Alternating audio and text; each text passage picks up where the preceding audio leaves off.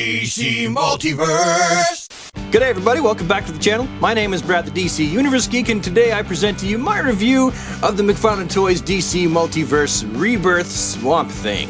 Now there is a horny variant of this figure that I am so glad that I didn't get. Yes, it's comic accurate, but no, I never did like that appearance. Now, old Swampy's package is so big. It takes up so much room on my review bench. And I'm not entirely sure, but it certainly looks like somebody kicked it. Or maybe tried to slam dunk it in a basketball net. Cause mine is all kinds of banged up. Gee, thanks Amazon. Now the Swamp Thing figure comes with a trading card and also this other hand accessory, this spike hand accessory for impaling.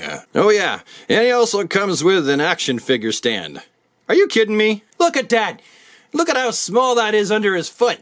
If you're curious on what the trading card looked like close up, here's what it looks like. Same image as the back of the box. And the back has a data file as usual, which you can pause to read if you like, but it's gone. Now I find this figure to be incredibly impressive. As someone who has read the entire run of the Rebirth Justice League Dark, and just generally likes seeing Swamp Thing show up in comic books, like here or here, the Swamp Thing figure has a very classic Swamp Thing look to it, but also kind of a contemporary-ish look as well. And the face sculpt, well, it has, again, a very classic Swamp Thing look to it. As I always say, and you've heard me say it before, if it ain't broke, don't fix it. Now, when I say this figure is big, I mean it. It's big. Look at it standing next to all the other Swamp Things. I thought that the one from DC Universe Classics was big. Nope. This guy makes them all look like his little siblings. And I thought it might be kind of fun to bring in other characters from Justice League Dark. Because Swamp Thing is the way he is, you know, you can't really say he's out of scale because he's too big, because Swamp Thing can get very, very big. And he can also be of a much smaller stature. Now, in hand, this figure has a lot going for it. Like, there's all these pieces that are attached to him that are meant to be, I would say, almost like tree bark attached to his legs. And that would make sense to have mossy tree bark. There's not a whole lot as far as paint deco goes, but there is a darker green that has been washed over the lighter, and there's also maybe a slight brown as well. One thing I would have liked to see, honestly, I would have liked to see these roses actually painted a little bit red, but I do understand why they're not. Paint is money, that's how that works. Todd's got to pay for it, and then we got to pay for it. As for articulation, old Swampy has, and I honestly don't know myself either, he's got, obviously the head's on a ball joint, but how well is that articulated? It's tight, it's still kind of stiff, but I'm satisfied with that.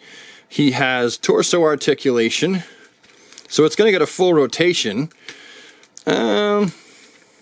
That's okay.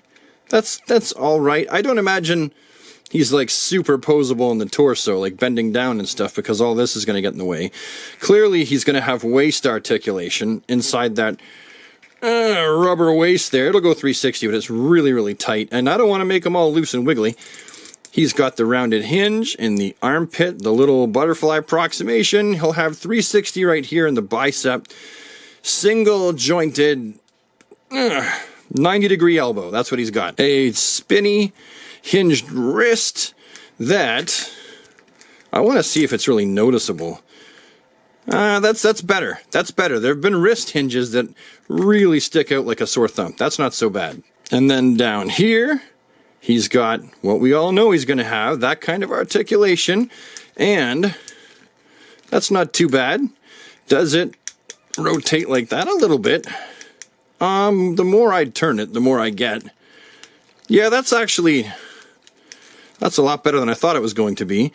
And he's got double jointed crunchy knees, and as you can see in here, a rounded hinge in the ankle and toe articulation. So, not entirely terrible. He's a big figure, and he actually gets, in my opinion, a fairly reasonable a fairly reasonable range of articulation. Okay, so now that we've looked at everything, up close and personal, done some comparisons, tested out this figure's articulation, what do I think about Todd McFarlane's attempt at a DC Multiverse Rebirth Swamp Thing action figure? Has he grown on me, or is he garbage? Well, I think that he's probably one of the best attempts at a Swamp Thing action figure to date. I love his gigantic size, and he's just a fantastic looking figure. He is really gonna stand out on your collection shelf, that's for sure. And hey, maybe Swamp Thing is your favorite DC character. Then this is definitely gonna be one that you're not gonna wanna miss. So if you see him in the box, in a Target or a Walmart, just standing there, longing for the days when he was one with the green, well, perhaps you could drop a little green and take him home to your house. You can stand him in your potted plants. Make him a backyard garden decoration. Anyway, that's my story and I'm sticking to it. Hopefully you have yourself a fantastic, super awesome DC day, everybody. And I'll see you next time with the next one.